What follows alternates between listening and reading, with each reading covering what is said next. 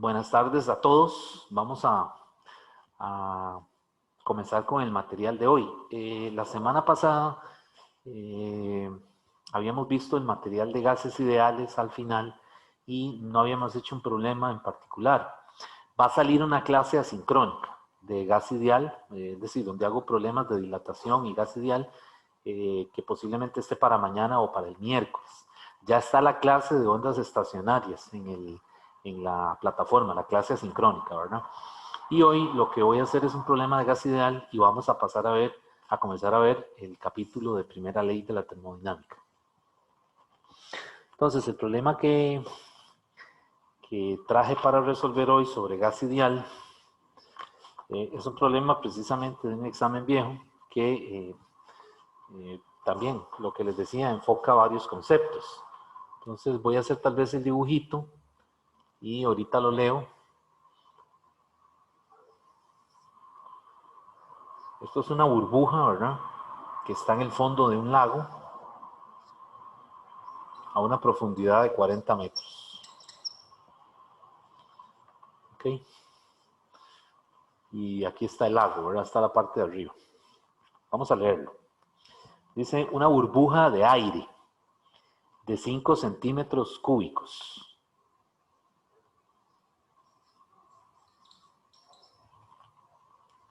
Se encuentra en el fondo de un lago de 40 metros de profundidad.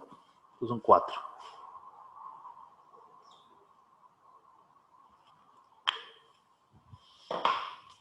¿Ok? Dice donde la temperatura es 5 grados Celsius. O sea, aquí abajo la temperatura son 5 grados Celsius. Dice determine, parte A, el volumen de la burbuja. La parte A es el volumen de la burbuja cuando sube a la superficie del lago. Es decir, cuando llega aquí arriba.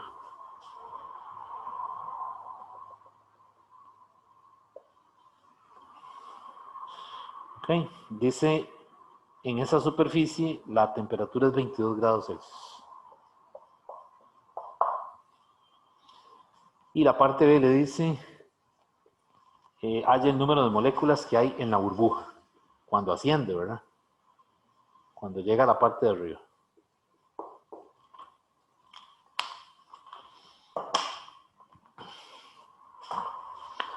Entonces lo leo nuevamente. Una burbuja de aire de 5 centímetros cúbicos se encuentra en el fondo de un lago de 40 metros de profundidad donde la temperatura es 5 grados Celsius. Determine, parte A, el volumen de la burbuja cuando sube a la superficie del lago, donde la temperatura es de 22 grados Celsius. Y la parte B, halle la cantidad de moléculas que hay en la burbuja al alcanzar la superficie del lago. Ok, entonces este es un problema en donde nos están diciendo que es una burbuja de aire, por lo tanto estamos considerando que el aire se comporta como un gas ideal. Entonces, vean que aquí hay varios conceptos presentes. Uno es, primero, que la burbuja está en la parte de abajo, entonces está sometida a una presión absoluta en el fondo que es P0, la presión atmosférica más ρ por G por H. Entonces esa presión hay que calcularla ahí en la parte a 40 metros de profundidad. Y la otra cosa es que vean que aquí, cuando la burbuja asciende, se dilata, es decir, el volumen va a aumentar. La presión está cambiando, porque está aquí abajo una presión absoluta y aquí arriba está una presión atmosférica. Y la otra cosa es que las temperaturas también están cambiando. Vean que la burbuja abajo está a 5 y en la superficie del agua está a 22. Entonces, de la ecuación del gas ideal, P por V igual nRT, la P, la V y la T varían. Entonces, esta ecuación yo la escribo como P por V entre T es igual a una constante. Esa constante es el N por el R. Y como yo sé que esto es cierto, entonces la puedo escribir así, con subíndices. P inicial, V inicial, T inicial, es igual a P final, V final, T final. Y lo que me están pidiendo es este volumen, el volumen final cuando llega arriba. Entonces, ¿cuál es la presión inicial? Es la presión absoluta, cuando está en el fondo del agua. Esa presión sería la atmosférica, 1013 por 10 a la 5 pascales, más la densidad del fluido, está en agua, quiere decir que son 10 a la 3 kilogramos sobre metro cúbico por 9.8 metros sobre segundo cuadrado por la altura, que son 40 metros. Y esa presión a mí me dio 4.933 por 10 a la 5 pascales. ¿Sí? Aquí es un 5. Entonces ahora lo que voy a hacer es que voy a sustituir. Es decir, voy a venir y comienzo a sustituir aquí. Entonces, ¿qué sería la presión inicial? Es la presión absoluta en el fondo. 4.933, ¿verdad? Por 10 a la 5. No voy a poner unidades. Por el volumen inicial. ¿Cuál es el volumen inicial de la burbuja? El que tiene en el fondo. Dice que son 5 centímetros cúbicos. ¿Hay que pasarlo a metros cúbicos? No, no hace falta. Porque vean que es precisamente lo que nos están pidiendo, el volumen.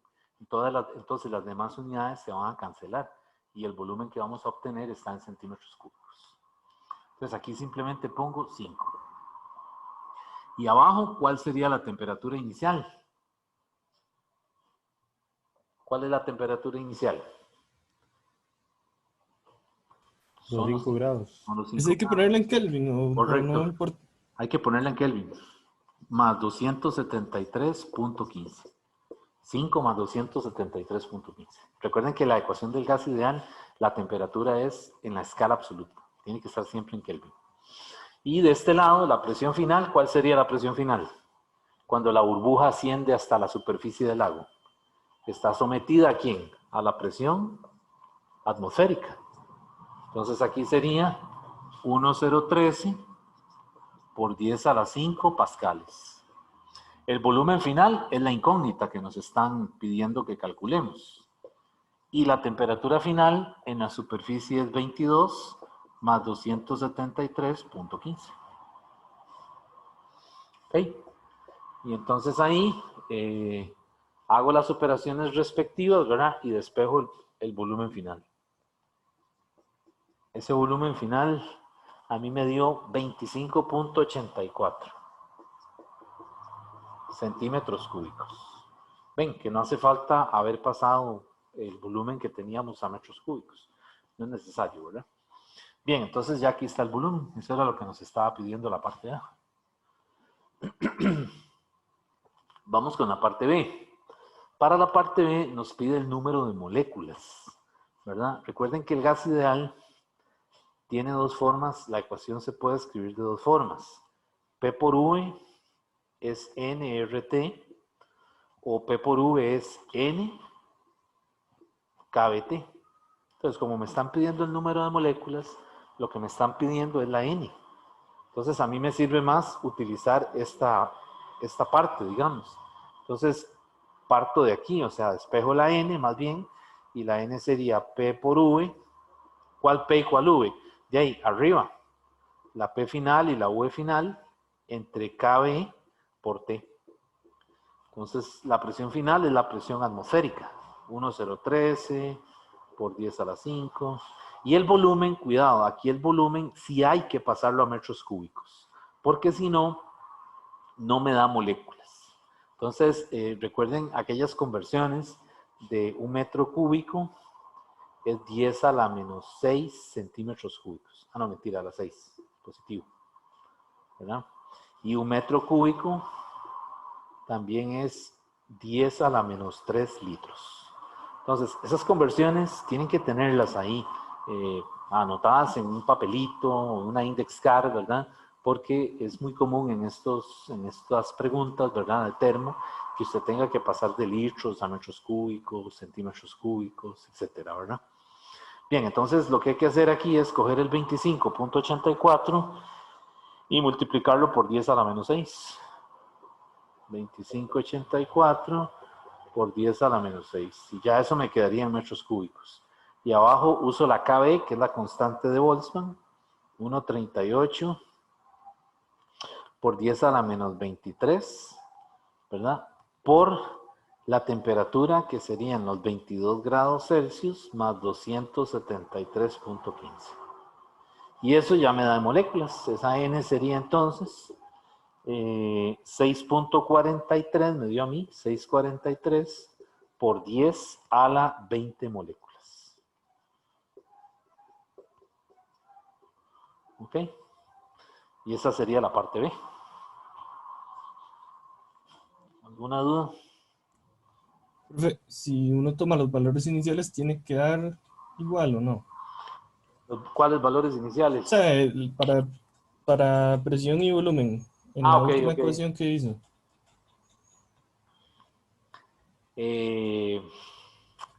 Pues, Porque si no, PU entre T es constante, no tendría que dar lo mismo. es que las T, pero las T, sí, debería dar lo mismo, pareciera, ¿verdad? Porque sería como 1 entre KB, 1 entre KB por una constante. Debería dar lo mismo. Pues Ok, deberíamos probar P inicial por U inicial entre T inicial y luego dividirlo entre KB. ok, ok. A ver si da lo mismo. Gracias. No lo he hecho, pero parece razonable lo que usted dice, ¿verdad? Ok, ok. Bien, entonces vamos a continuar. Vamos a pasar ahora, jóvenes, como les decía, al capítulo 19, que es el capítulo de la primera ley.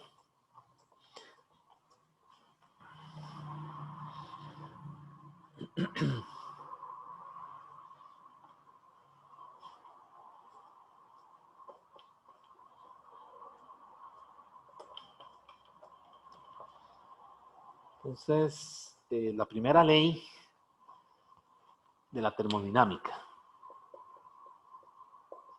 Primera ley de termo. Bueno, la primera ley de la termodinámica es una versión generalizada de la ley de conservación de la energía que ya ustedes estudiaron en la física general 1. Entonces ahí les dijeron que hay una ley que se llama la ley de conservación, que dice que el cambio de la energía mecánica es igual a cero. Y esto solo funciona si se trata de un sistema aislado. ¿Ok? Cuando hablamos de un sistema aislado, estamos diciendo que no hay transferencia de energía, ¿verdad? Como por ejemplo, como si la hay cuando hay fricción. Recuerden el problema del bloque A que baja por un plano inclinado y que la superficie está rugosa, aparece un trabajo que lo efectúa la fuerza de fricción. Bueno, ahora ese trabajo, desde el punto de vista de la primera ley de la termodinámica, es transferencia de energía en forma de calor, debido al roce del bloque, ¿verdad?, con la superficie del plano.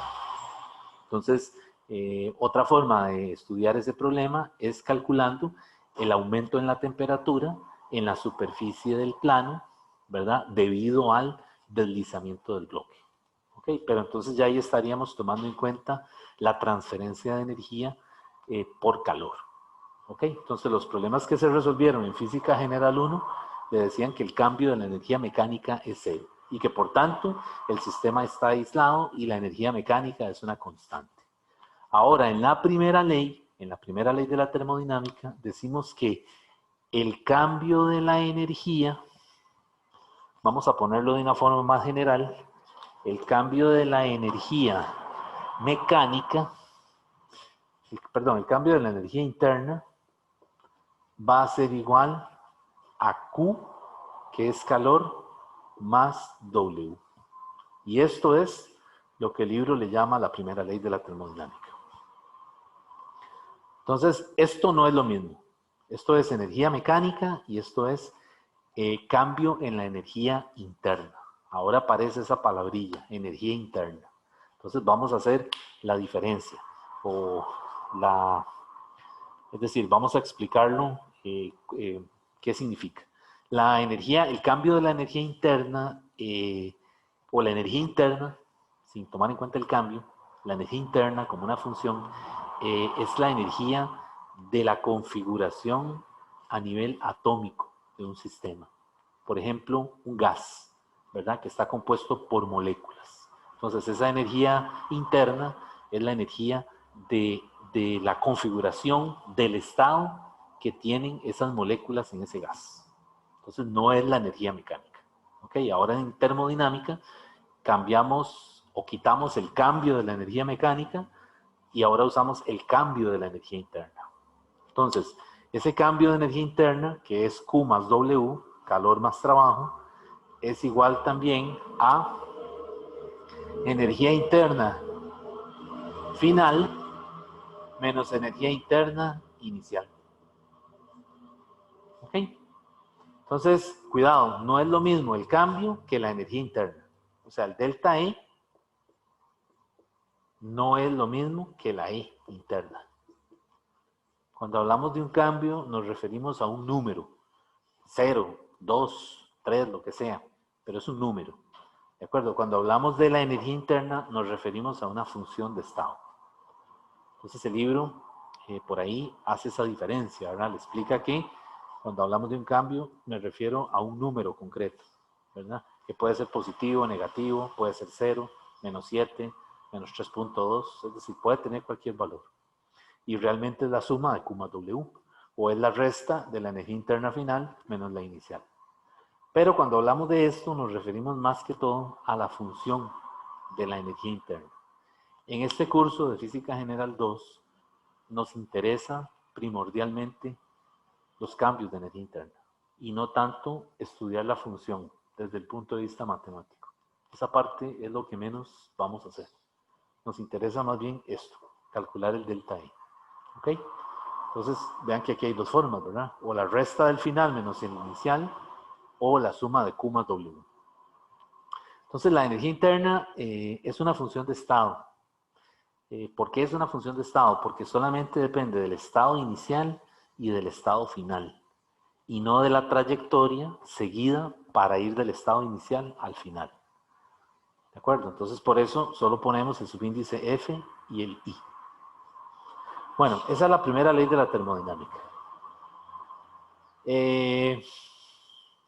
Ahora nos interesa ver cómo calcular el Q y el W por separado. Entonces vamos a comenzar viendo el caso del W, el trabajo. Bueno, en termodinámica o en física general 1 nos dijeron que el trabajo era la integral de la fuerza Fx en función de x, desde la posición inicial a la posición final. Eso fue lo que nos dijeron para calcular trabajo, ¿no? La fuerza es una función de la posición, ¿ok? Y el trabajo es el área bajo una curva en un gráfico de fuerza versus desplazamiento. Bueno, esto es en mecánica, ¿verdad? En termodinámica el trabajo se calcula de una forma parecida. Es decir, el trabajo va a ser la integral con un negativo adelante de P de V por dV, desde el volumen inicial al volumen final. Así se calcula el trabajo en termodinámica. ¿Ok? Y esa P de V es como la notación que usamos para funciones, ¿verdad? F de X, en donde F es la variable dependiente y X es la variable independiente. Aquí va a ser lo mismo, ¿verdad? Es una P en función de V. Es decir, necesitamos conocer a la presión en función del volumen para poder hacer la integral, ¿verdad? Por ejemplo, no sé, se me ocurre que P sea una constante B entre, por ejemplo, así, B por V cuadrado. ¿Okay? Entonces, si queremos hacer la integral, ¿qué sería la integral? Sería desde el volumen inicial al volumen final. ¿Y quién sería P de V? Pues es B por V cuadrado. Y esa integral ya la sabemos hacer, ¿verdad? Fueron de las primeras que aprendimos en cálculo. ¿Qué daría eso? Daría B, V a la 3 entre 3. Y habría que evaluar el límite superior menos el límite inferior. Y no le pongo números porque ya lo demás ustedes lo conocen, ¿verdad? Límite superior menos límite inferior. Y la B es una constante que nos tendrían que dar el valor de esa constante. para poder dar aquí un número. Y ese trabajo está en ¿qué unidades? Joules. ¿Okay? Entonces así calcularíamos el trabajo en termodinámica, usando una integral. ¿Okay? Ahora, en termodinámica son muy importantes los diagramas PV. El diagrama PV es simplemente una gráfica de presión versus volumen. La presión va a estar en pascales o en atmósferas y el volumen va a estar en metros cúbicos o en litros. Entonces, un diagrama PV puede tener esta forma. Podría ser una curva, ¿verdad?, que va del volumen inicial al volumen final. Y en los diagramas PV se suele poner una flechita a la curva, ¿verdad?, en estudio, en cuestión, para indicar qué es lo que está ocurriendo. Entonces, cuando yo pongo la flechita así, lo que estoy diciendo es que el gas se está expandiendo. ¿Cómo sé yo que se está expandiendo? Porque vea que el volumen final va a ser mayor que ¿quién? Que el volumen inicial. Entonces, este modelo siempre lo vamos a asociar, siempre lo vamos a asociar con un cilindro, ¿verdad?, que tiene un pistón móvil, ¿verdad?, que no tiene fricción con las paredes, y aquí adentro hay un gas. ¿Ok? Entonces yo puedo desde fuera del sistema, yo puedo aplicarle una fuerza al pistón y bajarlo lentamente. Entonces yo estoy comprimiendo el gas. Quiere decir que el volumen final tiene que ser menor que el volumen inicial. ¿De acuerdo? Por el contrario, si yo tengo este gas y, por ejemplo, lo caliento, ¿verdad? Lo caliento con un mechero Bunsen, de esos que hay en química, en los laboratorios de química. ¿Qué creen ustedes que pasa cuando se calienta el gas? ¿Qué pasaría? Se expande. Se expande. De lo que hemos visto, se expande. Entonces, ahora más bien es el gas el que está haciendo el trabajo sobre los alrededores. Entonces, en termodinámica, nosotros tenemos un sistema, ¿verdad?, una frontera que delimita el sistema, y tenemos 4 posibilidades. Que se haga trabajo sobre el sistema. Por ejemplo, que yo con mi mano baje el pistón. Entonces yo estoy haciendo trabajo sobre el gas, sobre el sistema. O bien que el sistema efectúe trabajo sobre el entorno. El entorno es todo lo que está alrededor del sistema. Como por ejemplo cuando yo caliento el gas, lo que va a pasar es que vamos a ver en el laboratorio que el pistón comienza a subir. Lentamente comienza a subir. Ahora el gas está haciendo trabajo sobre los alrededores. ¿Ok? Entonces, la otra posibilidad es que el sistema puede absorber calor, en cuyo caso decimos que es positivo. Y puede ceder calor, en cuyo caso decimos que es negativo. Entonces, ¿cuál es el signo del trabajo cuando es el sistema el que realiza un trabajo sobre el entorno? ¿Cuál sería el signo? Tiene que ser negativo, porque vean que si los volúmenes aumentan, si el volumen aumenta, esa diferencia va a ser positiva y se va a mantener el signo que está aquí. Por lo tanto, cuando el sistema hace trabajo sobre el entorno, el W es negativo. Pero cuando es el entorno el que realiza trabajo sobre el sistema, el W es positivo. Entonces, esos signos, jóvenes, tienen que manejarlos, porque vienen preguntas de esto, ¿verdad? Preguntas donde lo ponen a prueba a ver si usted realmente entiende qué es lo que está haciendo el sistema. ¿De acuerdo? Entonces, cuando el gas absorbe calor, hay un aumento de temperatura, por lo tanto, él se calienta. ¿Ok? Y cuando él cede calor, hay una disminución en la temperatura, por lo tanto se enfría. ¿Ok? Entonces esos signos hay que manejarlos. Si es trabajo que hace el sistema sobre el entorno, o si es al revés. Y la otra es si absorbe calor o si lo cede. ¿Ok?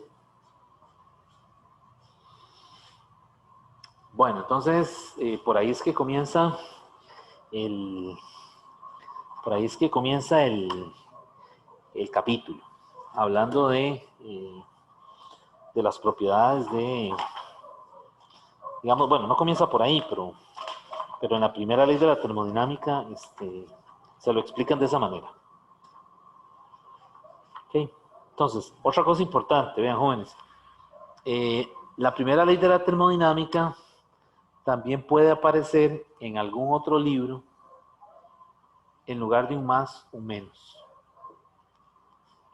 Si aparece de esa forma, con un menos, en el trabajo le quitan el menos. Y estos símbolos se invierten. O sea, el trabajo hecho por el gas sobre el entorno sería positivo.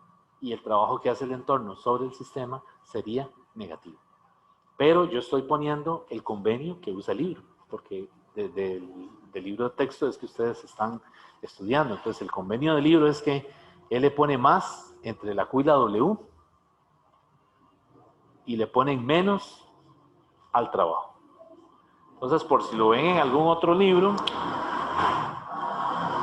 con estos signos al revés, no es que está malo, sino que están usando el convenio al revés, digamos. ¿Ok? Bien, entonces vamos ahora a ver cómo calcular el calor. Ya sabemos cómo calcular trabajo, que es como una integral. Ahora, si la presión es constante, por ejemplo, si esto es constante, pues ya nos dicen que si es una constante puede salir fuera la integral. Entonces, si es un caso en donde la presión es constante, no necesitamos la integral. Es decir, no necesitamos hacer la integral. Ok, vamos entonces ahora a ver cómo se calcula el calor.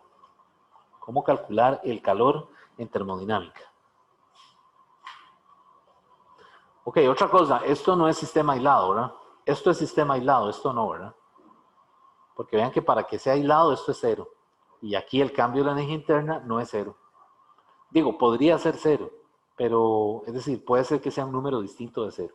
Entonces esto ya no es un sistema aislado, porque hay transferencia de energía debido a quién? Al calor y debido al trabajo. Recuerden que el calor y el trabajo no son formas de energía que usted tiene almacenadas. Es decir, no podemos pensar, es incorrecto pensar en el calor como una cantidad de. Es decir, tengo una cantidad de, ¿verdad? Eso es incorrecto. El calor y el trabajo es energía en proceso de tránsito. O sea, energía que se transfirió de un sitio a otro. ¿De acuerdo?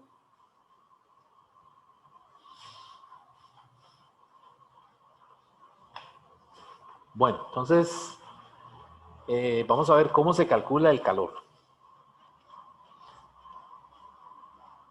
Pero antes vamos a ver algunas unidades de calor. Bueno, una en particular que es la que más nos interesa. Entonces, para el calor,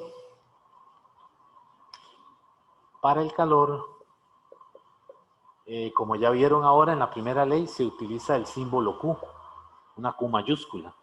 Y las unidades de calor, igual que las de trabajo, son joules. Y las unidades de energía interna también son joules. Ahora bien, ese calor puede ser, ya dijimos que puede ser absorbido, que se considera positivo, o puede ser cedido, que entonces sería negativo. Las unidades son joules. Y hay una unidad en particular que usa el libro, que es la caloría. Y la caloría se denota con una C minúscula. Una caloría es 4.184 joules. En algunos libros usan 4.186. Y en el Resting he visto 4.190 joules. Eso es porque las tablas donde se consulta la bibliografía, los laboratorios que miden esto, algunos reportan 4.184, otros reportan 4.186.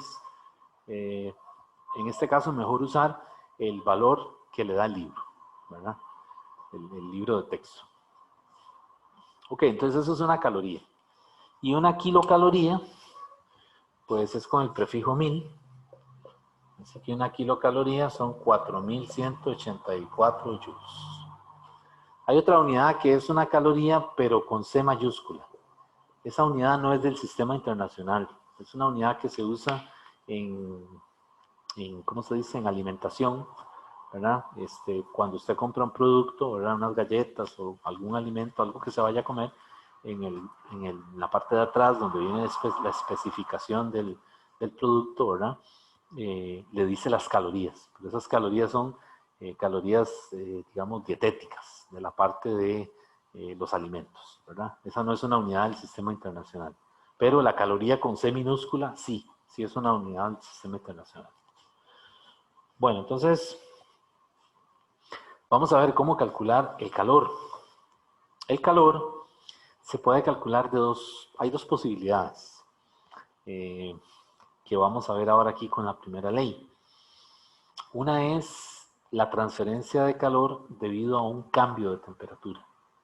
Y la otra es la transferencia de calor debida a un cambio de fase, ¿verdad? Entonces vamos a ver primero el caso de un cambio de temperatura.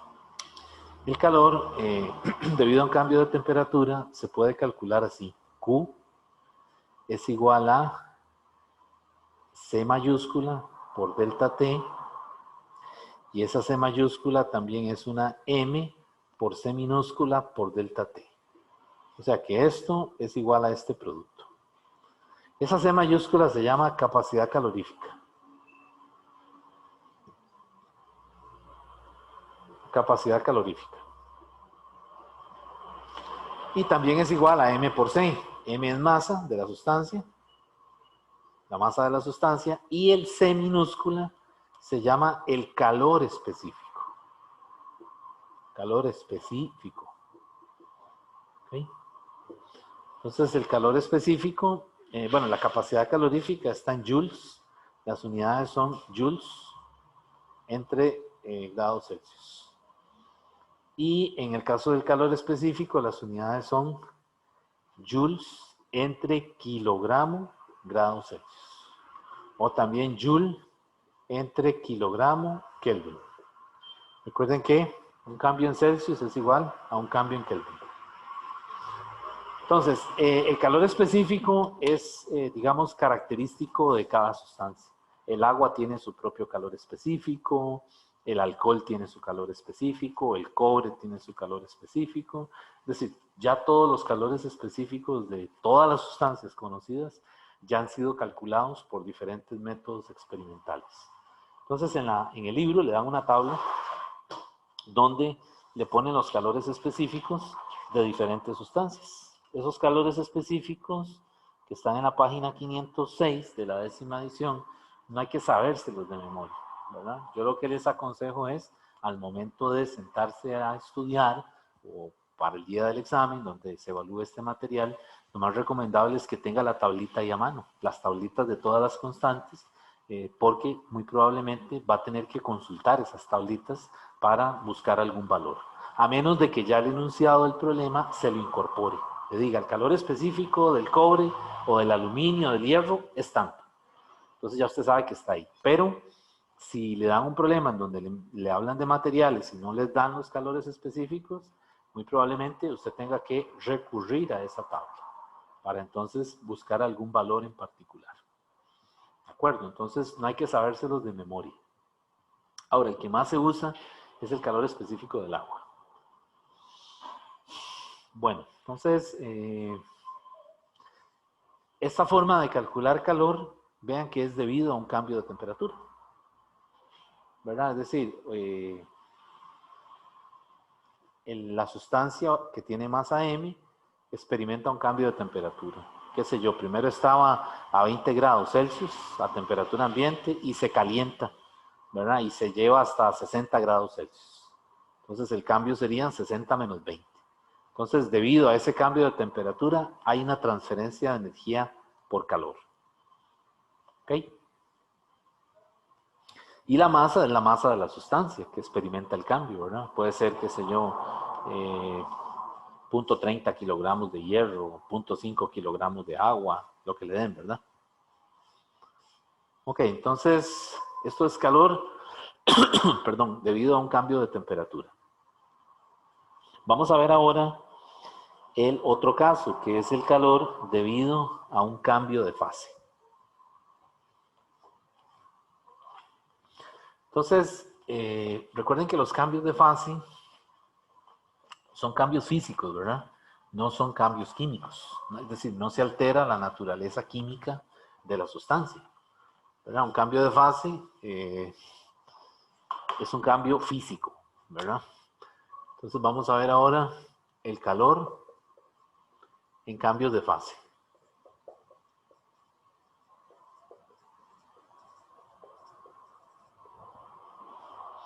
Entonces, para calcular el calor en un cambio de fase, vamos a suponer, por ejemplo, que tenemos hielo. Entonces, el hielo se puede fundir y se convierte en agua. Y el agua se vaporiza y se convierte en vapor de agua. ¿Ok? Entonces, ven que aquí está sólido, aquí es líquido y aquí es gas. Pero sigue siendo en todo caso, químicamente, agua. Es decir, no hay un cambio químico. Es decir, el calor, la transferencia del calor no es porque haya un cambio químico, porque no lo hay, sino se debe a el cambio de fase como tal. Y este cambio se puede revertir, ¿verdad? Yo puedo tener una sustancia gaseosa y la condenso y la vuelvo líquida. Y luego la solidifico y la regreso nuevamente a su estado sólido. ¿De acuerdo? Entonces, durante un cambio de fase hay una característica muy importante. En un cambio de fase, la temperatura permanece constante. Eso es importantísimo, tenerlo presente. Entonces, ¿cómo calcular el calor en un cambio de fase? Bueno, la ecuación que se usa es esta. Q es igual a más menos M por L. Esa L que está ahí mayúscula, esa L se llama el calor latente. El calor latente. ¿Qué unidades tiene el calor latente? Pues tiene unidades de calor, que son joules, entre unidades de masa, que son kilogramos. Y el libro le da una tabla con los calores latentes de diferentes sustancias. Nuevamente, son característicos para cada sustancia, pero los que más nos interesa tener presentes son los del agua. Entonces, en el caso del calor latente, hay dos tipos de calor latente. El calor latente por fusión, que es cuando el hielo pasa de hielo a agua. La gente dice se me derritió el hielo, ¿verdad? Se fundió.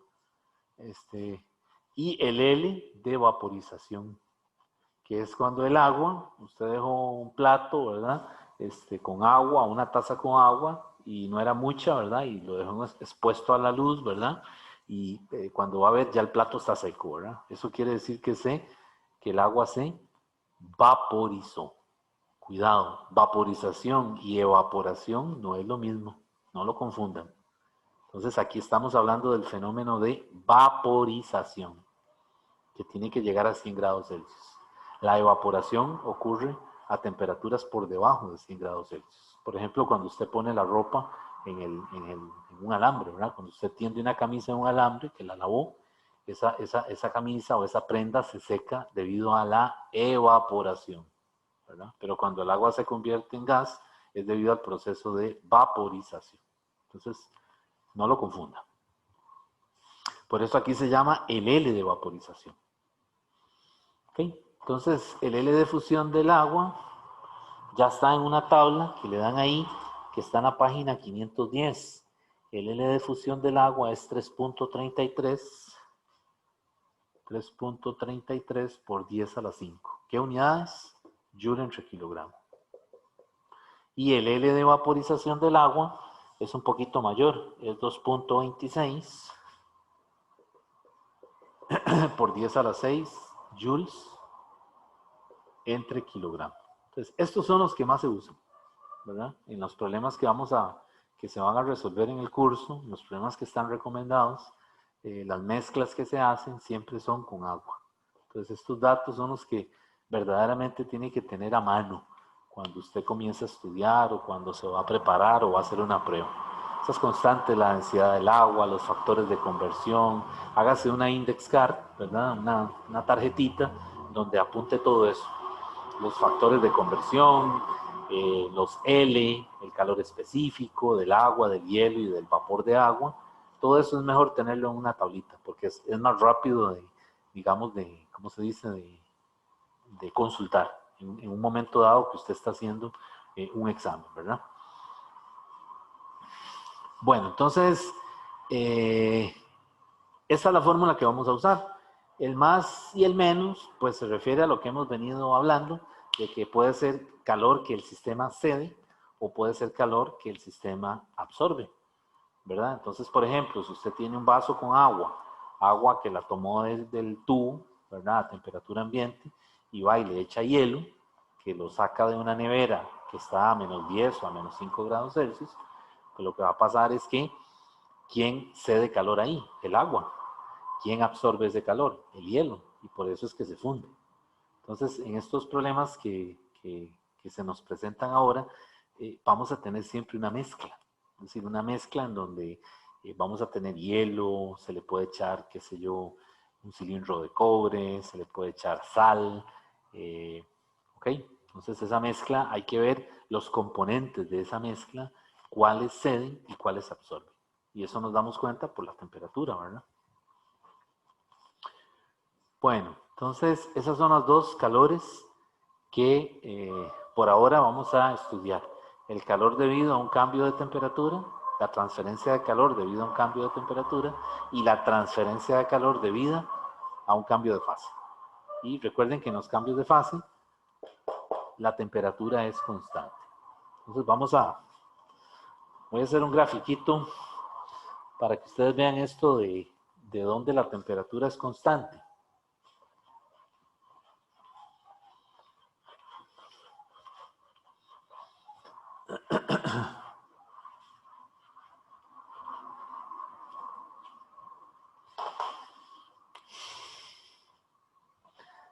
Este grafiquito que voy a hacer aquí ayuda mucho en los problemas porque le permite a usted, digamos, contabilizar los calores, las transferencias de energía térmica por calor.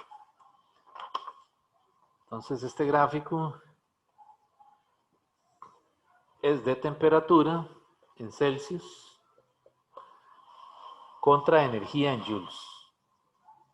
La energía no le di tanta importancia, está hecho en el libro, lo hacen en el libro, solamente voy a ver lo de la temperatura.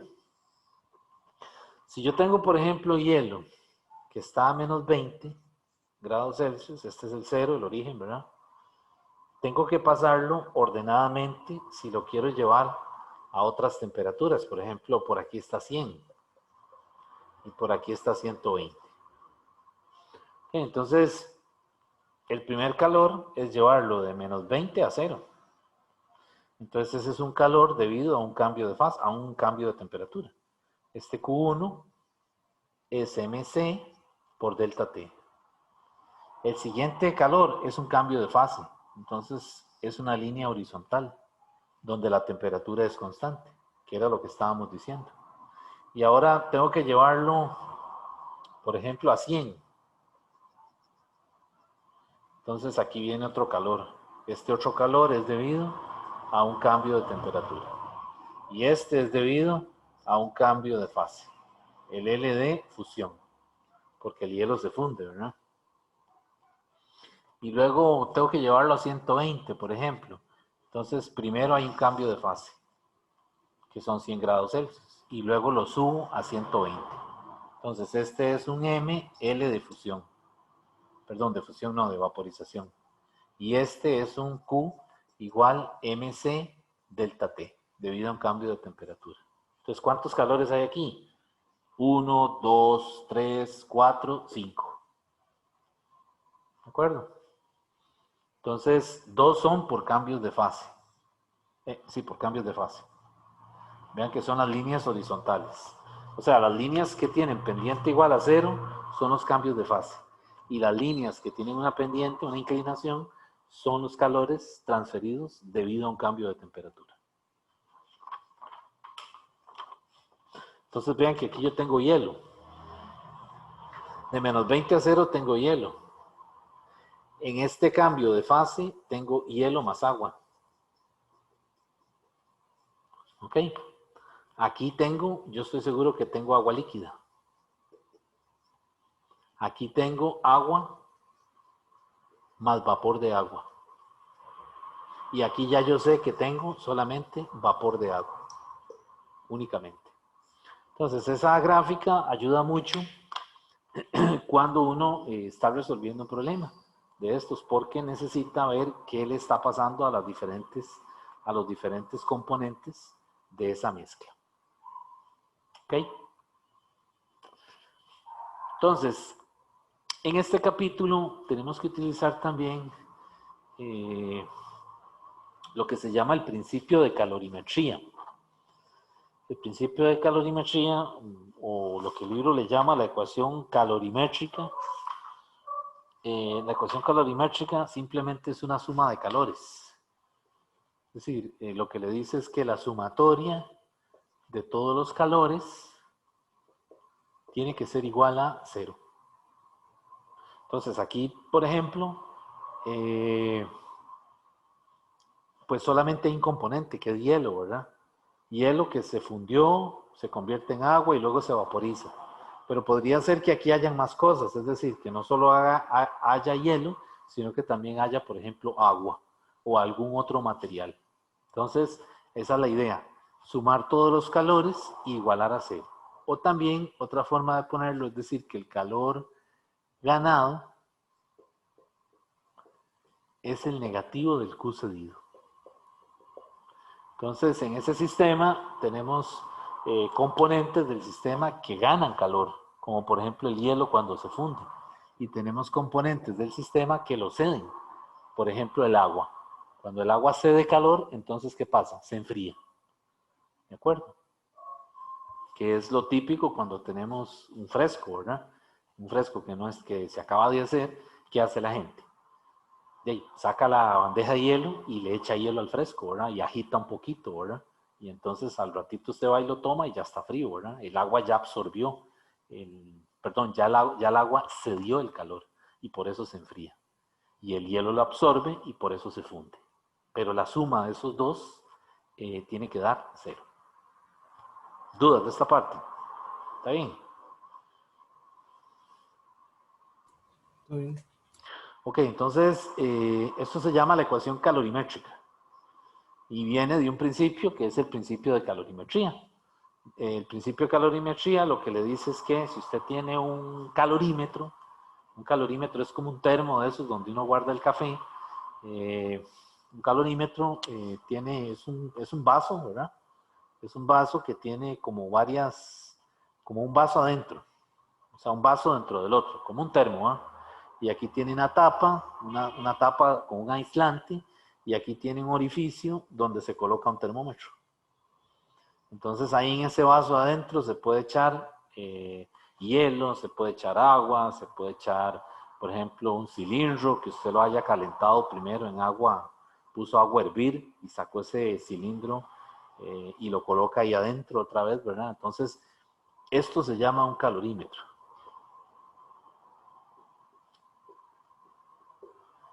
Que es como un termo, ¿verdad? El termo donde uno guarda el café, ¿verdad? Para tomárselo después. Eventualmente el café se enfría porque el sistema no es un sistema aislado perfecto, pero mantiene el café cierto tiempo caliente, ¿verdad? Pues un calorímetro es algo parecido. Es, digamos, lo que se utiliza en el principio de calorimetría para estudiar estos balances de calores. ¿Sí? Entonces el calorímetro suponemos que es un sistema aislado. Recuerden lo que dijimos al principio, ¿verdad? La ley de conservación de la energía, el cambio de la energía mecánica dice que es 0, porque es un sistema aislado, ¿verdad? Cuando estudiamos ese bloque que viene bajando por un plano inclinado, lo aislamos, ¿verdad? Para que no hayan transferencias de energía. En el caso de un calorímetro es lo mismo, es un sistema aislado Y vean el parecido, ¿verdad? Entre la ley de conservación de la energía mecánica y el principio de calorimetría. Tienen una forma muy parecida, los dos están igualados en la parte derecha a cero. Entonces eso es sinónimo de un sistema que está aislado. ¿Ok? Entonces vean que en todo esto también queremos, ¿qué es lo que queremos hacer? Encontrar, por ejemplo, la temperatura de equilibrio. Recordemos que aquí tenemos que usar lo de la ley cero de la termodinámica, que implicaba equilibrio térmico. Y equilibrio térmico quiere decir igualdad de temperaturas. Entonces, cuando uno echa varias cosas ahí en el calorímetro, lo que tiene es una mezcla. Imagínense como cuando usted tiene un fresco, ¿verdad? Lo que tiene es una mezcla. Entonces, queremos agitarla, ¿verdad? Para que se homogenice y ponerle la tapa y ponerle un calorímetro, un termómetro. Y entonces el termómetro, al rato de que usted lo agitó, usted va a ver que el termómetro comienza a oscilar, el menisco, ¿verdad? Baja y sube, hasta que se estabiliza. Y cuando se estabiliza, nos está dando la temperatura de equilibrio de la mezcla. Entonces, en estos problemas muchas veces necesitamos calcular eso, la temperatura de equilibrio de la mezcla. O se la dan y le piden otra cosa. Entonces, vean, jóvenes, muy importante en estos problemas. Por eso hice este diagrama. Quiero insistir mucho en esto. Cuando en un problema a usted le dicen que tiene una mezcla de agua con hielo, que es esta parte de aquí abajo, esto, la temperatura de equilibrio, ¿cuál es? Cero, ¿verdad? Cuando le dicen que se tiene una mezcla de agua y vapor de agua, la temperatura de equilibrio, ¿cuál es? 100. Entonces, cuando le dan alguno de esos dos casos, usted no tiene que calcular la temperatura de equilibrio, ¿verdad? Hay estudiantes que no leyeron eso, ¿verdad? En el libro o no se percataron de esos detalles y resulta que les dicen que es una mezcla de agua con hielo y comienzan a calcular la temperatura de equilibrio, ¿verdad? Y les da otra cosa, ¿verdad? Cuando realmente lo que le está diciendo es que la temperatura de equilibrio es cero. ¿Ok? Bueno, entonces vamos a hacer un problema de esto para aterrizar estas ideas, ¿verdad?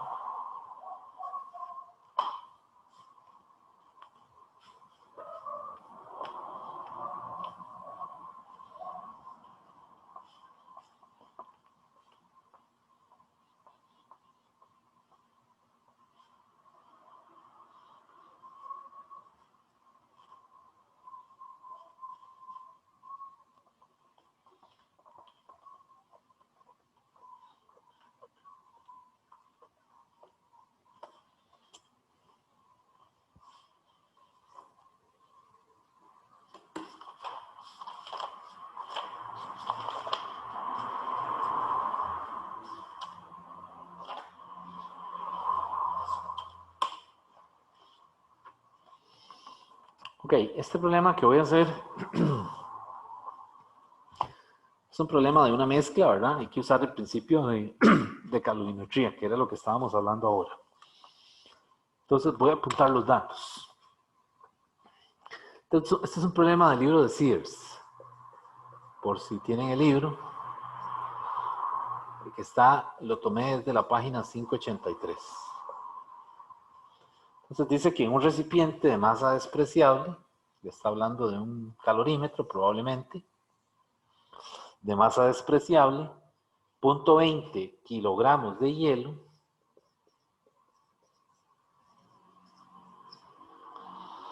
a una temperatura inicial de menos 40 grados Celsius, se mezclan con una masa M de agua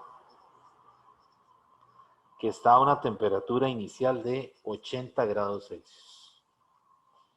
Dice, no se pierde calor al entorno, porque se supone que esto está aislado, es un calorímetro, y le pusieron un termómetro y le dice que si la temperatura final del sistema es 20 grados Celsius.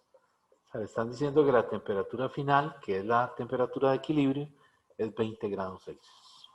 Entonces, si esa es la temperatura de equilibrio, la pregunta que le hacen es, ¿cuál es la masa M de agua que se echó en el calorímetro? Entonces, ese es el típico problema de esto, de calorimetría, ¿verdad? Que le dicen, o le dan la masa del agua y le dice que calcule la temperatura de equilibrio, ¿verdad? Aquí le dijeron le dan la temperatura y le dice que calcule la masa. Y vean que le dice que es un recipiente de masa despreciable.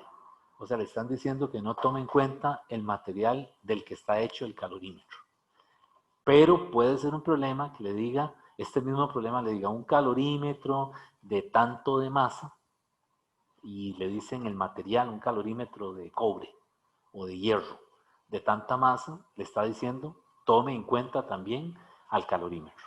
En este caso nos dicen no, desprecie el calorímetro, solo estudie la mezcla que está adentro, que es el agua a 80 y el hielo a menos 40. ¿Ok? Entonces, pregunta, ¿ustedes creen que aquí ocurra un cambio de fase o no?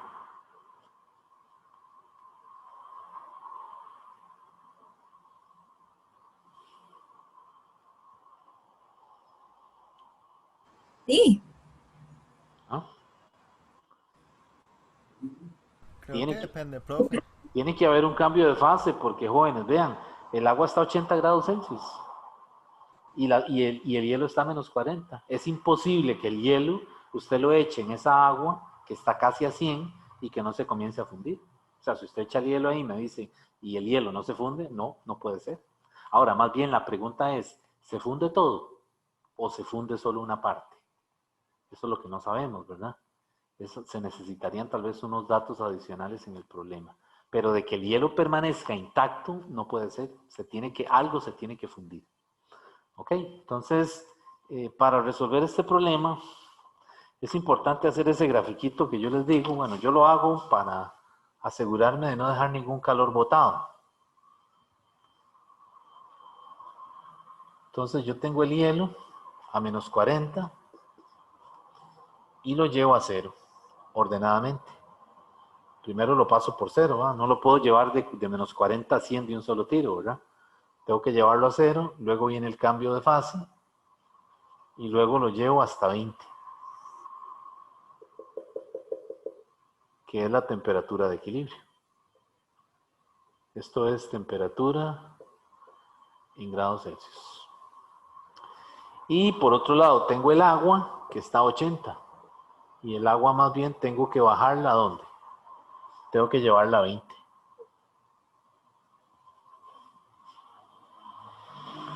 Ok, entonces ¿cuántos calores tengo? Tengo 1 debido a un cambio de temperatura, 2 debido a un cambio de fase, 3 debido a un cambio de temperatura, 4 debido a un cambio de temperatura. Entonces, ¿de qué se compone el sistema ahí adentro? Tiene hielo y tiene agua. Ok, pongámosle una A.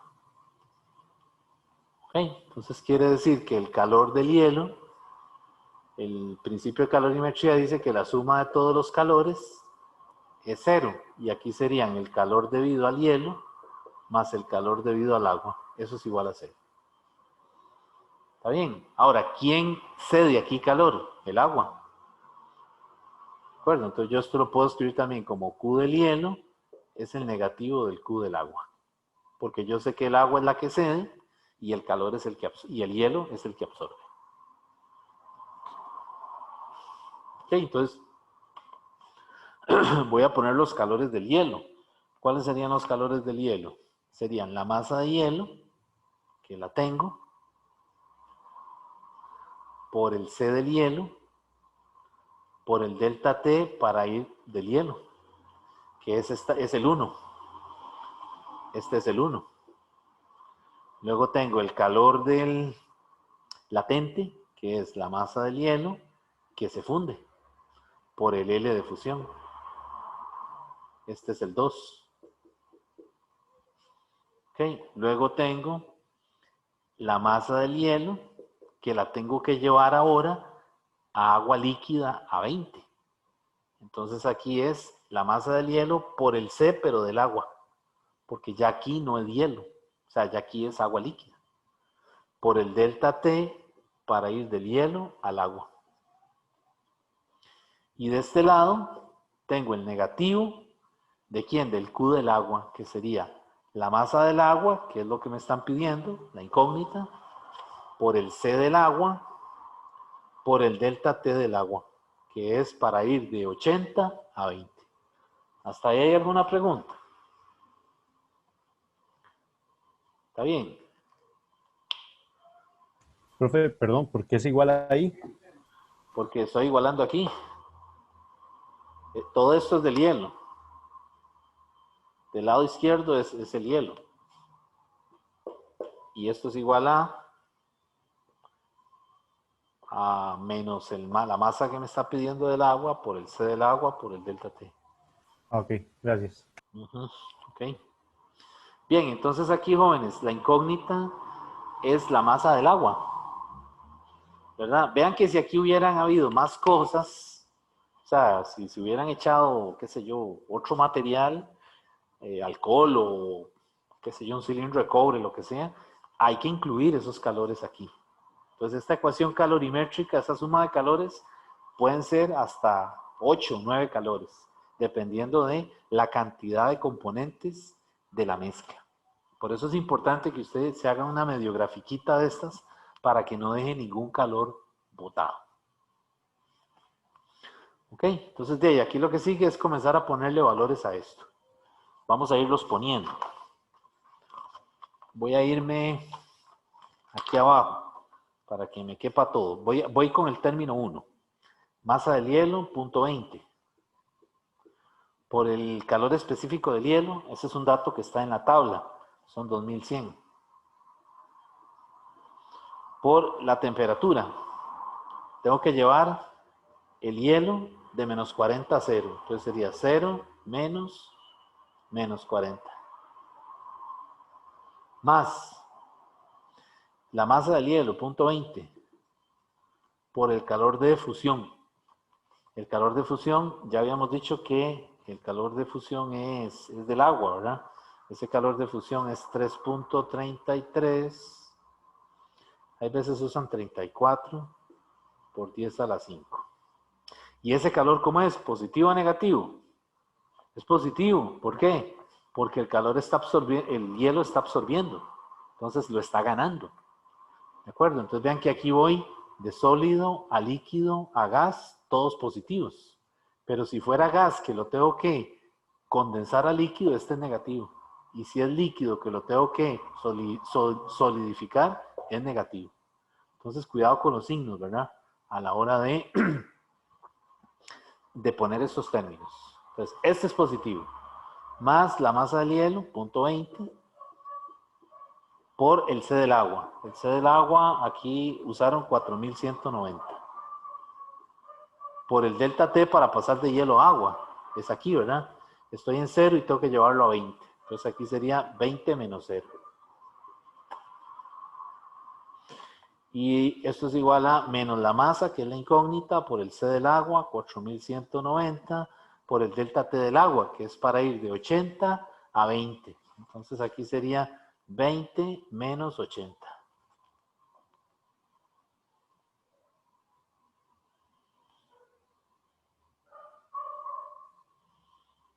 ¿Está bien?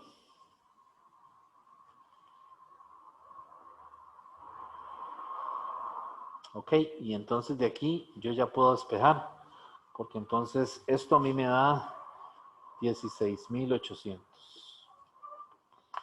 Este otro término de aquí me da 66.800. Este otro término de aquí me da, me da 16.760. Y este me da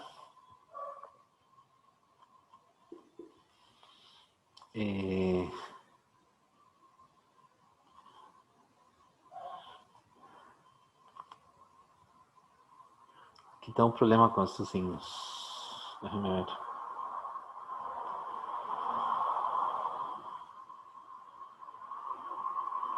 Sí, aquí no debería poner el negativo, ¿verdad?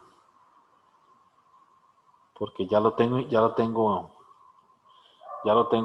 tomado en cuenta aquí, ¿verdad? Entonces aquí sería menos 251.400 M. Entonces Profe, dígame.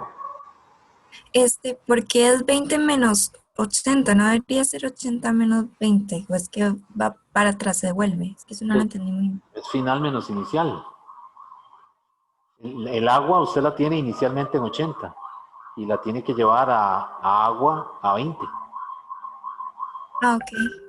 Entonces la temperatura final aquí es 20. Menos 80, le quedaría un menos aquí. ¿Ok? ¿Está bien? Ok, gracias. Ok, y entonces ahora sumo estos tres y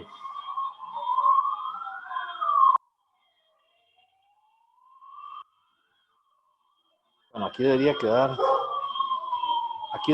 positivo. Es que me tengo enredo con los signos. Aquí efectivamente es un menos y aquí me quedaría positivo. Ahí está pasando un alboroto por el frente de la casa.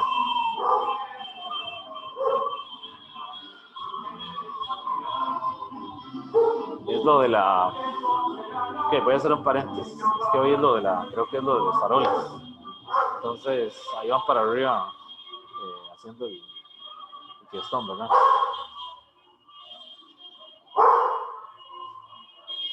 Ok, bueno, no sé si me escuchan bien. Aquí sí es positivo, es que yo lo había puesto y luego lo quité, pero sí está bien. Aquí va un menos, efectivamente, y ese menos se cancela con el menos de aquí. Ok, entonces sumamos esas tres cosas y paso el 250.400 a dividir y me va a quedar la masa. Esa masa va a ser 0.399 kilogramos. Y si lo paso a gramos, para tener una idea, son 399 gramos. O sea que la cantidad de agua que se echó fueron aproximadamente 400 gramos. ¿Está bien? Dudas por si los enredé con lo del signo, porque realmente no sé si tienen alguna duda me preguntan. ¿Está bien? Profe, por el signo del cambio de temperatura uno se da cuenta cuál cede y cuál absorbe, ¿verdad? Sí, uno se da cuenta por las temperaturas a las que están inicialmente, ¿verdad? El agua está a 80, entonces tiene que ceder calor. Y el hielo está a menos 40, entonces ya absorbe calor, ¿verdad? Ok, gracias. Sí, estos problemas no son muy mecánicos, es decir, no es un problema de tirarse a lo loco a meter datos, sino que hay que analizar, ¿verdad? ¿Qué le dan en la mezcla, ¿verdad? Y por supuesto no dejar calores botados. Ese es el principal problema que tenemos en estos problemas, valga la redundancia. Cuando hay exámenes de desarrollo, el estudiante se vuelve loco poniendo calores y deja cosas botadas, ¿verdad? Entonces, cuando calcula una temperatura de equilibrio, llega a algo que es un absurdo, ¿verdad? O sea, una cantidad que no corresponde a la realidad de la mezcla, ¿verdad? Bueno, entonces vamos a continuar. Ahora bien, en los exámenes, me imagino que estas preguntas no pueden ser muy largas. Es decir, porque hay unos problemas de estos que son muy largos. Me imagino que como son preguntas de marque con X, tienen que ser preguntas, ¿cómo se llama? Más concisas, ¿verdad? Más directas. O sea, los cálculos tienen que ser mucho más cortos, ¿verdad? Profe, y en estas evaluaciones no cabe como que hagan un problema y haya tres preguntas relacionadas a ese problema o algo así. Podría ser, pero yo creo que no. Bueno, es que no sé realmente, pero puede ser, yo he visto en Marque con X que de una misma pregunta sacan tres, por ejemplo. Pero yo no sé si la plataforma cuando jala las preguntas, no, las deja, es decir, las separa, porque si las separa entonces no sirve, porque te va a aparecer una pregunta, a menos de que pongan en todos los datos, ¿verdad? No sé si me estoy dando a entender. O sea, de un mismo problema le pueden hacer varias preguntas, pero tendría que tener cada enunciado los datos necesarios para poderlo resolver. Ok, entiendo. Bueno, vamos a continuar. Ya pasó el alboroto ahí por la calle.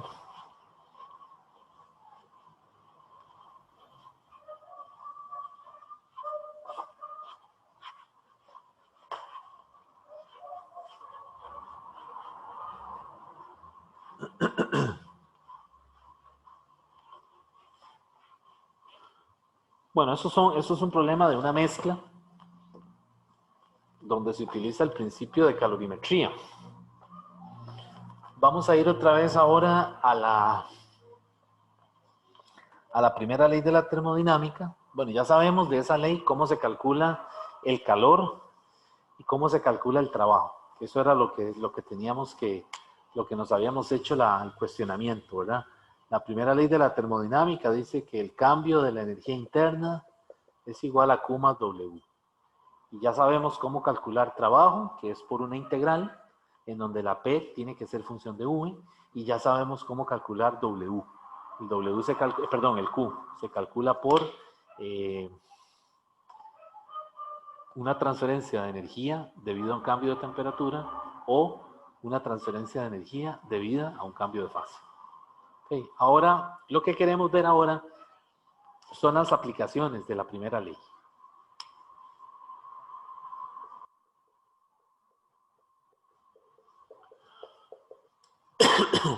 Las aplicaciones, es decir, ¿dónde podemos usar la primera ley? ¿O para qué podemos emplearla explícitamente? Bueno, la primera ley se usa mucho en termodinámica en los procesos que aparecen específicamente cuando una variable se mantiene constante. Entonces, más concretamente, yo tengo un proceso que es a presión constante, por ejemplo. Ese proceso a presión constante se llama un proceso isobárico. Isobárico. Y eso quiere decir que la presión es constante. O sea, es un proceso que se lleva a cabo de tal manera de que la presión no la modifica. Imagínense un laboratorio, un contenedor que tenga un gas y usted mantiene el manómetro fijo, es decir, no lo toca. Y a ese gas lo puede calentar, le puede hacer lo que usted quiera, pero el manómetro lo mantiene a una presión fija. Entonces, eso es un proceso isobárico, ¿verdad? Entonces, en un proceso isobárico, el diagrama PV es una línea horizontal. Desde un valor inicial a un valor final. Y el área bajo el cuadrado ese o el rectángulo es el trabajo. Entonces vean que en el proceso isobárico no hace falta integrar, porque la presión es constante. Entonces sale fuera de la integral. Entonces el trabajo se calcula como menos P por delta V. ¿Ok? ¿Y cómo se escribiría la primera ley? Sí, la primera ley sería el cambio de la energía interna es igual a Q menos P delta V. Eso sería un proceso isobárico. Así se vería la primera ley en un proceso isobárico. ¿Ok? Y el calor es positivo o negativo. Bueno, en este orden, el calor aquí es positivo. Entraría calor por aquí, en el proceso. Entonces el gas se calienta, ¿verdad? Y vean que como es un proceso a presión constante, ¿cuáles variables, cuál ecuación se usaría del gas ideal? U entre T. Porque la presión es constante. Entonces sería U inicial entre T inicial es igual a V final entre T final. ¿Cuál ley es esa? De las leyes empíricas. ¿Cuál era esa? La de Charles. La de Charles es. Sí. Ok, entonces, bueno, ese es el proceso isobárico. La característica es que la presión es constante. Y el trabajo no hizo falta hacer la integral, porque al ser P constante, salió fuera la integral y quedó nada más el delta V. Vamos a otro proceso. En termodinámica, otro proceso que se usa mucho es el isocórico.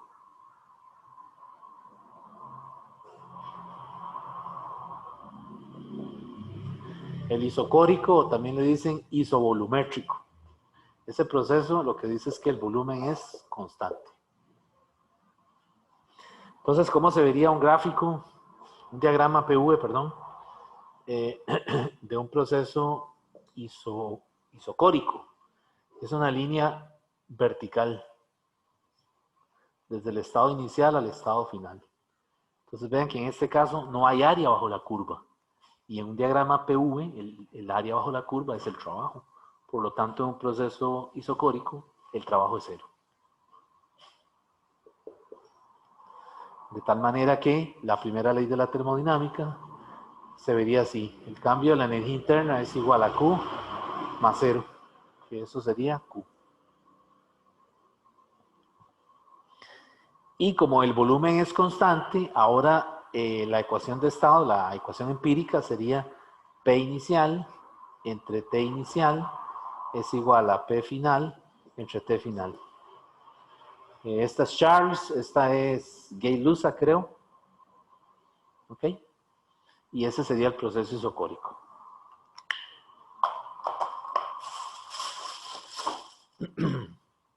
Ok, vamos al siguiente proceso. El otro proceso es el isotérmico. Pues en un proceso isotérmico, la temperatura es constante. ¿Ok? Y como la temperatura es constante, pasa algo, ocurre una particularidad con el gas ideal, y es que la energía interna es únicamente función de la temperatura. O sea, en un gas ideal, la energía interna solamente depende de la temperatura. Si el gas no es ideal, es decir, si es un gas real, pueden haber más variables.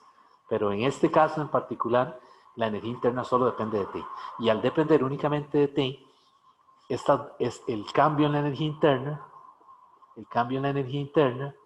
que es energía interna final evaluada en la misma T, menos la energía interna inicial en la misma T, porque es constante. ¿Qué va a pasar? Que estas dos energías son iguales. Es como que si usted hiciera 5 menos 5, 0. Entonces, en un proceso isotérmico, el cambio de la energía interna es 0. Y por lo tanto, ¿qué decimos entonces? Que el Q es igual al negativo del W. ¿Ok? Ahora, ¿cómo calculamos el W en un proceso isotérmico? Bueno, vamos a hacer el diagrama PV. El diagrama PV es una curva así, que se llama una hipérbola. Bueno, ahí le dicen, déjenme ver cómo le pusieron aquí, porque, bueno, no.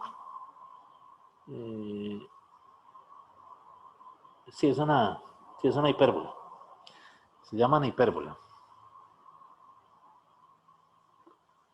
Ok, pensé que le habían puesto otro nombre. Es una hipérbola. Entonces va del estado inicial, del volumen inicial, al volumen final. Ok, ¿y cómo hacemos para calcular ese trabajo? Bueno, ese trabajo es el negativo de P de V.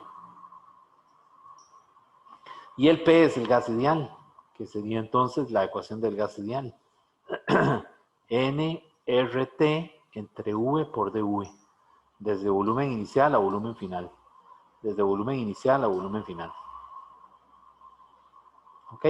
Y vean que como el proceso es isotérmico, la temperatura es constante. Entonces esta T yo la puedo sacar fuera de la integral.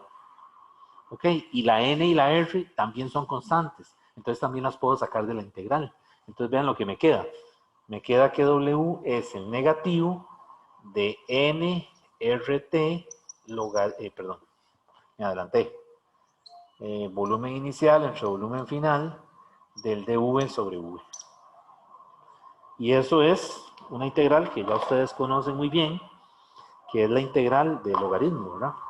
Entonces, una integral que hay por ahí, que es la integral de dx sobre x, es el logaritmo de valor absoluto de x, ¿verdad? Pero aquí no le ponemos valor absoluto. No le pongamos valor absoluto porque recuerden que el trabajo tiene signos, ¿verdad? Entonces, no le pongamos eso porque si no dejaríamos todo positivo y no nos sirve. Algunas veces necesitamos interpretar esa cantidad negativa.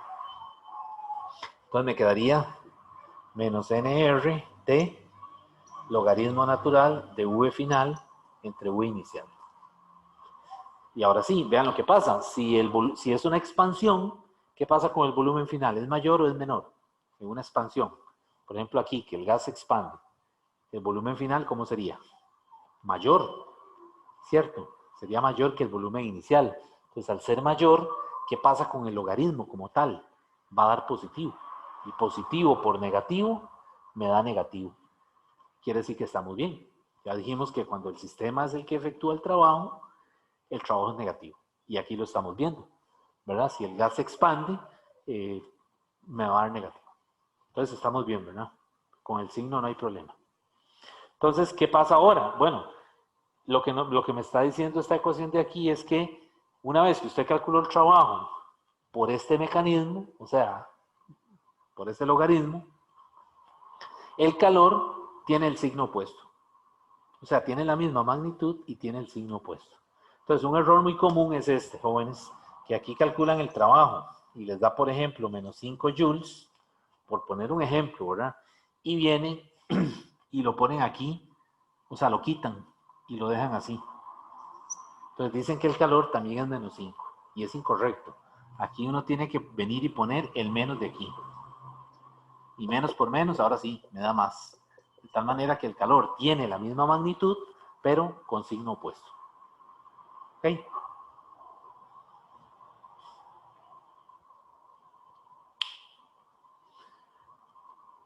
Bueno, entonces vamos al siguiente proceso. Ya llevamos 3, ¿verdad? Isobárico, isocórico, isotérmico. ¿Ok? Presión constante, volumen constante y temperatura constante. Vamos ahora a otro caso, que es el proceso adiabático. Entonces voy a borrar de este lado.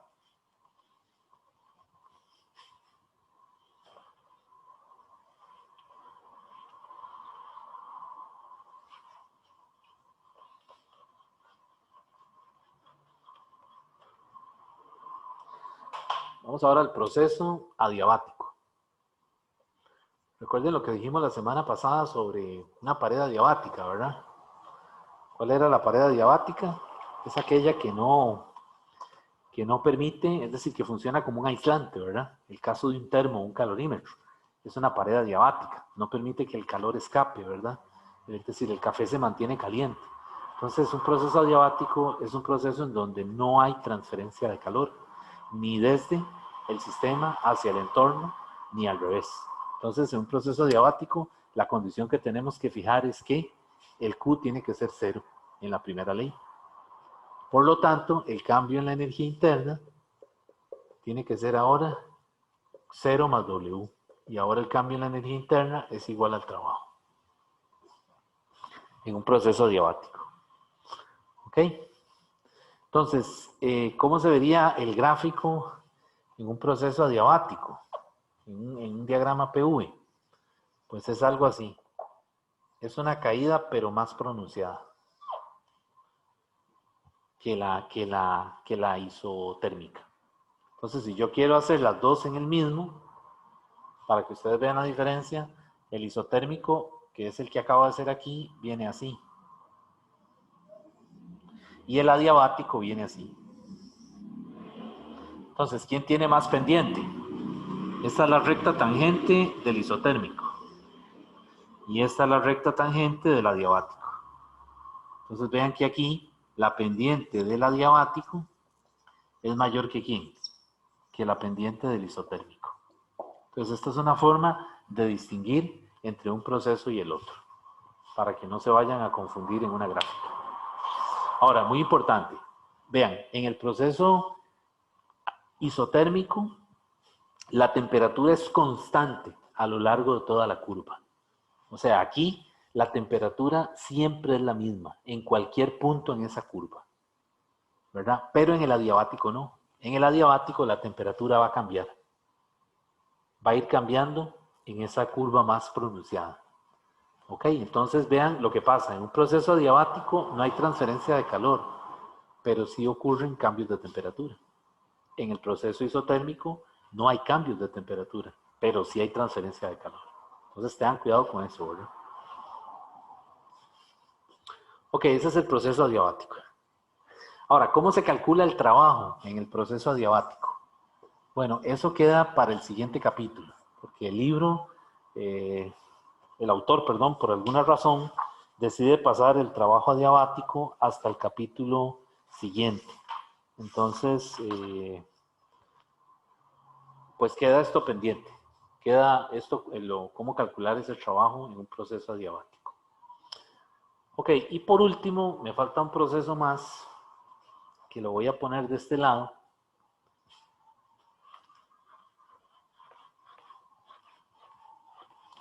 Que es el proceso cíclico.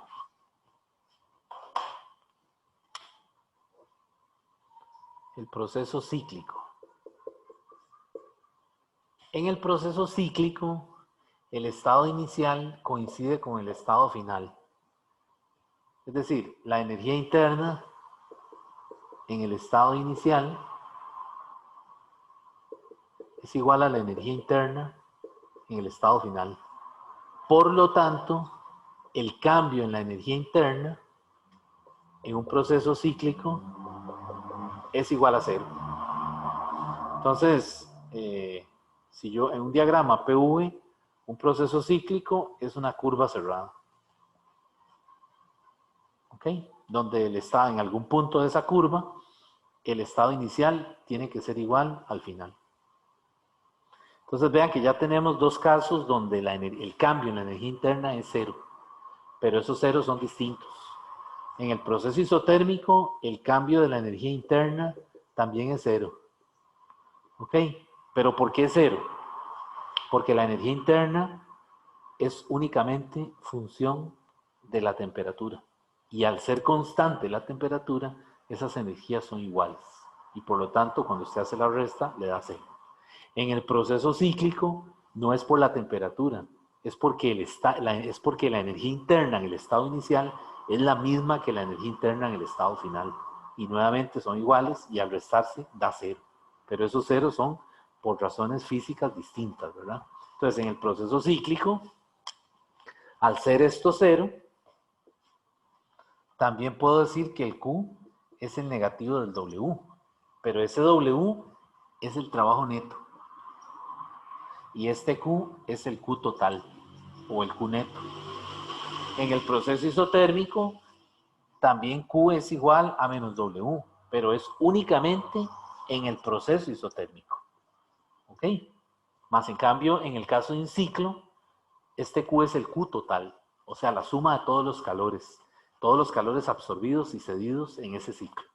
Y el trabajo neto es la suma de todos los trabajos efectuados por el sistema o efectuados por el entorno sobre el sistema. ¿De acuerdo? Entonces vean la diferencia, ¿verdad? Entre un ciclo y un proceso isotérmico. La otra cosa es que vean que esto es trabajo neto, ¿verdad? Y trabajo neto de física general 1, que era también, es cambio de la energía cinética. El teorema aquel que nos contaron por ahí en física general 1, que decía que el trabajo neto era medio de la masa, velocidad pi al cuadrado, ¿verdad? Menos un medio de la masa, velocidad inicial al cuadrado. El teorema de trabajo y energía cinética, que lo usábamos también para resolver problemillas de bloques que vienen bajando por un plano y eso, ¿verdad? Ok, entonces estos son los 5 procesos más importantes con los que vamos a trabajar aquí en la parte de termo. Hay que manejarlos, ¿verdad? Hay que manejarlos, distinguir las características de cada uno de ellos, más ahora que hay preguntas conceptuales, ¿verdad? Porque antes era resolver problemas de desarrollo, ¿verdad? Y ahora no, ahora pueden venir preguntas conceptuales de esto. Por eso es que estoy enfatizando tanto esos valores para el delta E, ¿verdad? Una cosa que se me olvidó es que en el proceso isotérmico se cumple la ley de Boyle, ¿verdad? P inicial por V inicial es igual a P final, V final. En el proceso isotérmico, ¿verdad? Porque la temperatura es constante. ¿Okay? Bueno, dudas de esta parte.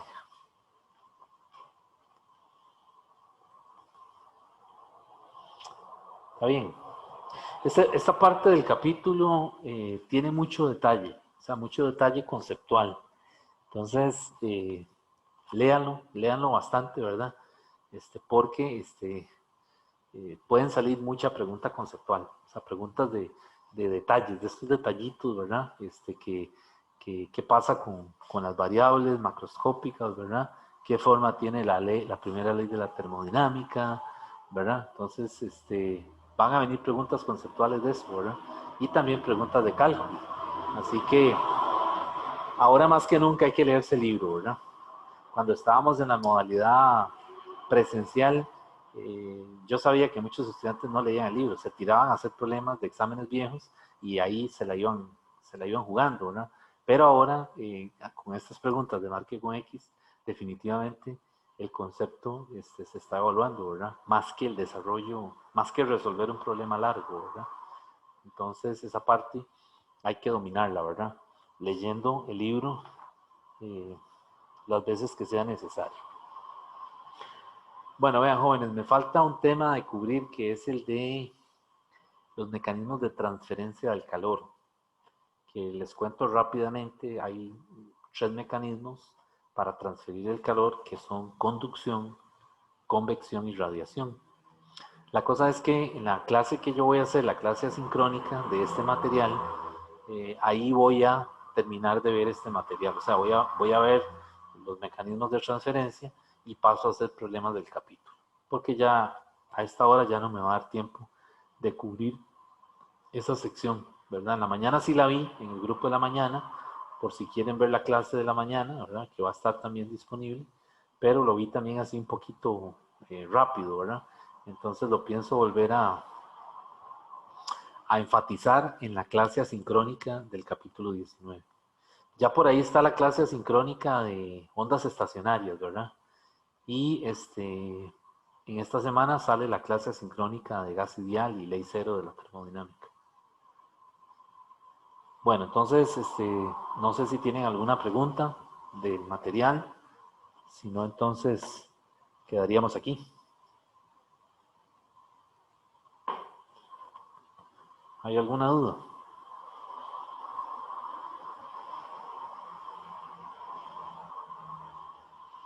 No. Ay, todo bien. Bueno, está bien. Entonces, pues quedamos aquí. Y por ahí envío las clases asincrónicas, ¿verdad? De los jueves.